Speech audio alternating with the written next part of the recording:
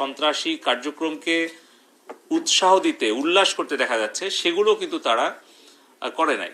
মানে আমাদের যদি ভায়োলেন্স অ্যান্ড ক্রিমিনাল বিহেভিয়ারের প্যাটার্ন দেখেন, সেফটি এবং যেগুলো আপনার ধরেন কমিউনিটি স্ট্যান্ডার্ড এবং সবকিছু মিলায় প্রত্যেকটা ক্যাটাগরি ধরে ধরে কিন্তু আমরা অভিযোগগুলো করেছি। এখানে আপনারা দেখছেন যে কিভাবে আমাদের সশস্ত্র বাহিনীকে মানে আক্রমণ করার জন্য সোশ্যাল মিডিয়াতে উস্কানি দেওয়া হয়েছে এবং কোন অ্যাকাউন্ট থেকে কোন পেজ থেকে সেটাও কিন্তু আমরা উল্লেখ করে বলেছি।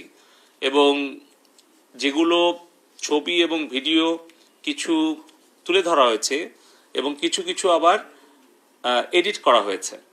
তো এভাবে এই বিষয়গুলো তাদের কিছু কমিউনিটি স্ট্যান্ডার্ড গাইডলাইনে বলা আছে যে কোন ধরনের ছবি ভিডিও তারা তাদের প্ল্যাটফর্মে অ্যালাউ করে না বা করবে না, কিন্তু তারা কিন্তু বাংলাদেশের এই গত 10 দিনের ঘটে যাওয়া যে অনাকাঙ্ক্ষিত ঘটনাগুলো সেগুলো কিন্তু তারা সবসময় বরঞ্চ তারা মানে নাই। এবং আপনি দেখছেন যে এখানে যেই adult sexual exploitation, privacy violation, এই সবগুলোই কিন্তু ভঙ্গ করেছে এই পেজগুলো, এই অ্যাকাউন্টগুলো, যেগুলো একজন মাননীয় সংসদ সদস্য সম্পর্কে এবং আরও বেশ কিছু আমরা অভিযোগ দিয়েছি, যেটা তাদের ব্যক্তিগত গোপনীয়তা এবং ব্যক্তিগত সুরক্ষা এবং এটা আসলে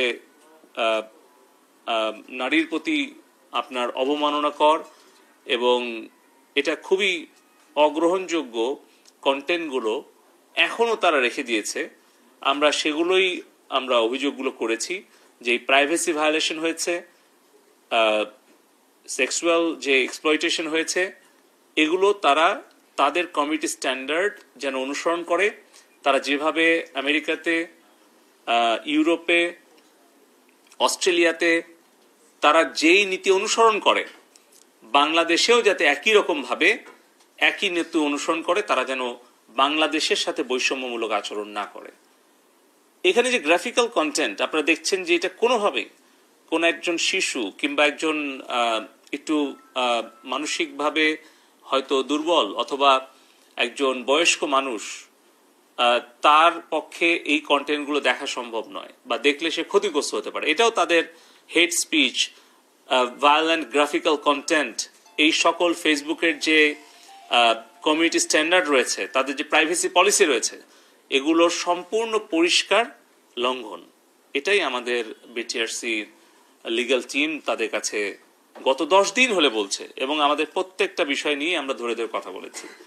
আপনারা দেখছেন যে সরকার, স্বরাষ্ট্রমন্ত্রী মহোদয় গতকালকেও বলেছেন যে আমাদের ছাত্র ছাত্রী, সাংবাদিক, পুলিশ, পথচারী সব মিলিয়ে প্রায় 150 জন নিহত হয়েছে এবং তার জন্য গতকালকে আমরা সরকারিভাবে শোক পালন করেছি।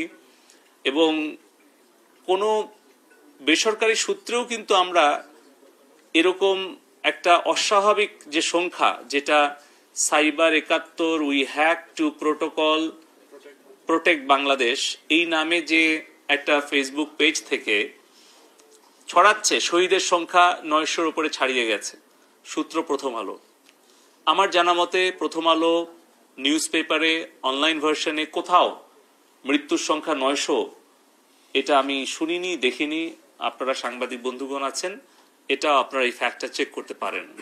তো এই ধরনের ফ্যাক্ট চেক করে নাকি তাদের জন্য বাংলাদেশের বেশ কিছু ফ্যাক্ট চেকার, তারা তাদের নাম বলে নাই তাদের প্রাইভেসির জন্য, কিন্তু আমরা যেটুকু বিশ্বস্ত সূত্রে জানতে পেরেছি, বাংলাদেশে ফেসবুককে যেই ফ্যাক্ট চেকিং ফার্ম হেল্প করে, যে লিগ্যাল ফার্ম হেল্প করে, তারা মোটিভেটেড এবং তাদের ব্যক্তিগত মতাদর্শ এবং তাদের কার্যক্রম এবং প্রকাশ্যে তাদের যে অবস্থান এবং বিভিন্ন পাবলিক স্টেটমেন্ট, সেখানে দেখা গেছে যে তারা রাজনৈতিক সংগঠনের সমর্থক এবং তাদের কর্মকাণ্ড, অতীত কর্মকাণ্ড, বর্তমান কর্মকাণ্ড সবকিছুই তারা সরকার বিরোধী, দেশ বিরোধী, এমনকি মুক্তিযুদ্ধের সময়ও তাদের যারা পূর্বপুরুষ বা পরিবারের সদস্য বা আত্মীয় তাদের অনেক এঙ্গেজমেন্ট পাওয়া যায়। ফলে আমাদের